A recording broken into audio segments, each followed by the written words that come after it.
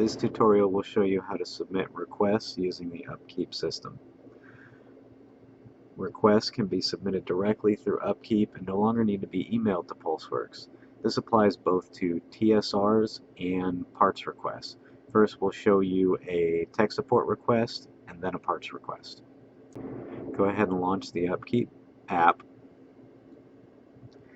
and then we're going to go up to the top left corner menu, and we're going to choose Requests.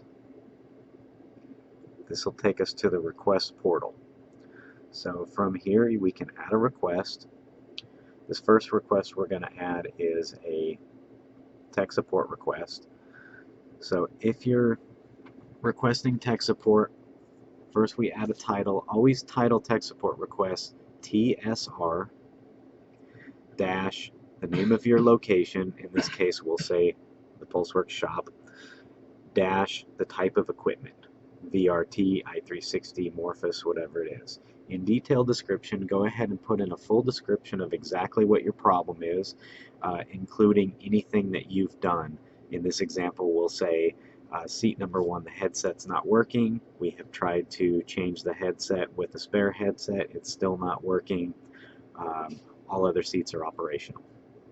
After you get your description put in, including all details that you may have, you're going to assign a priority to it. So priority should be this. If this is an issue that you just want to support but it's not hindering operations in any way, you can go ahead and set this as a low priority. If this is some sort of issue like a down headset where your machine is still operating but you're at limited capacity, go ahead and set this as a medium priority.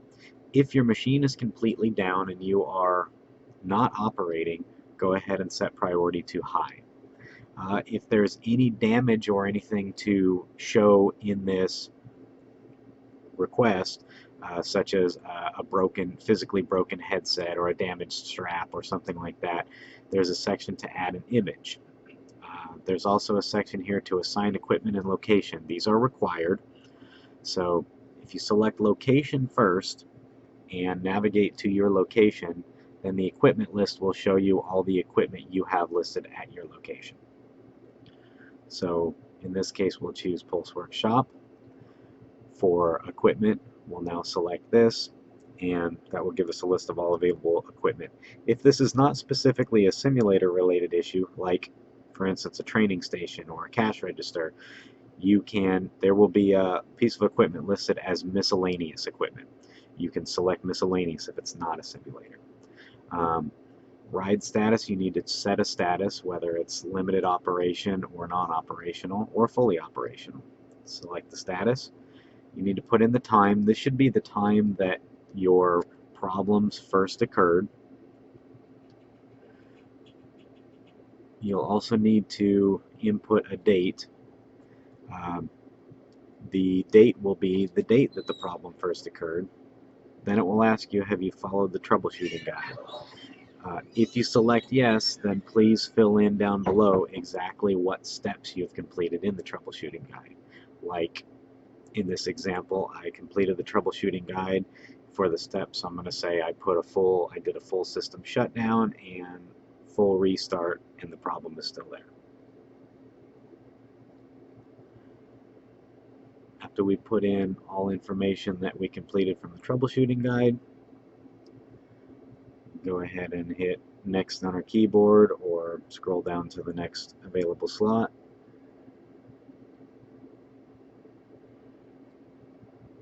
Then it will ask us for our name.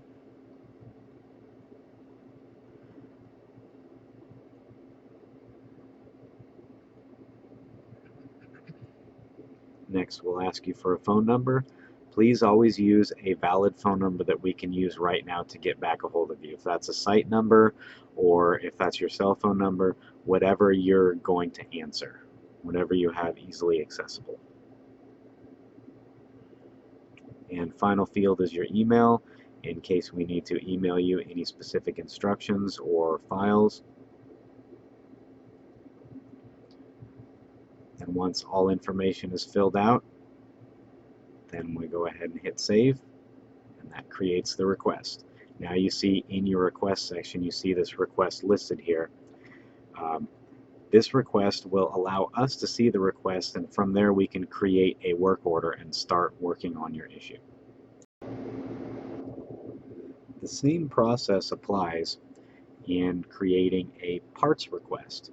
Here we'll go ahead and add another request. This request we'll do as a parts request. So when we add a parts request, the first thing is we need to create a title. For parts request, we're always going to title it parts request, then dash the name of your location, and then dash the equipment type, if there is an equipment type, unless this is a miscellaneous thing that you need. So for detailed description, go ahead and tell us exactly what part you need and why you need it. In this example, we'll say we need a replacement handrail pad because our current one is damaged.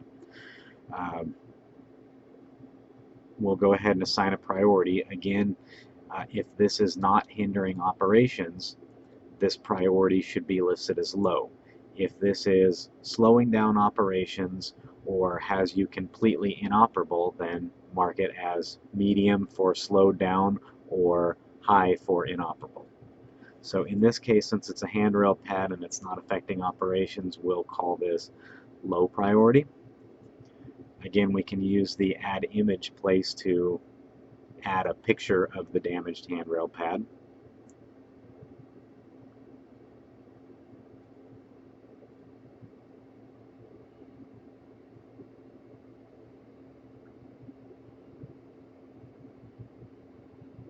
Then we can scroll down a little bit. We need to assign equipment and location. So again, if you go into the location first and select location first, then it will show you all of the equipment at your particular location. So again, for this example, we'll choose the PulseWorks shop, and then under equipment, we'll go down to this VRT here we have at the shop.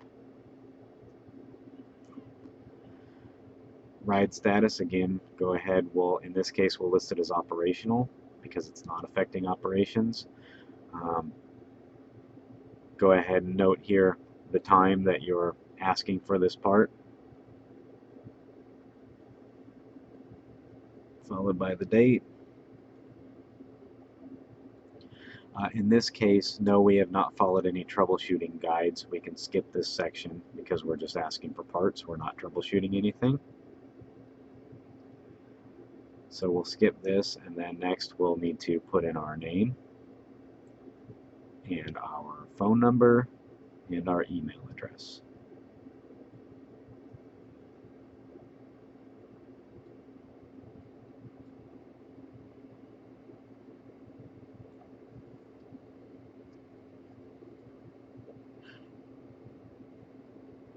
Once all of these required fields are filled in, then we can go ahead and save this request, and it will also appear in our request portal. Things will remain in your request portal until someone from the tech team converts that request to a work order. Again, after creating a request, if your request is a TSR and it is a urgent matter because you have limited or inoperable equipment, please follow up with a phone call to our tech support hotline so we can take immediate action. Once requests have been converted to work orders, you'll be able to see them in your work order list, and you'll be able to comment and add updates and see ongoing status with those work orders.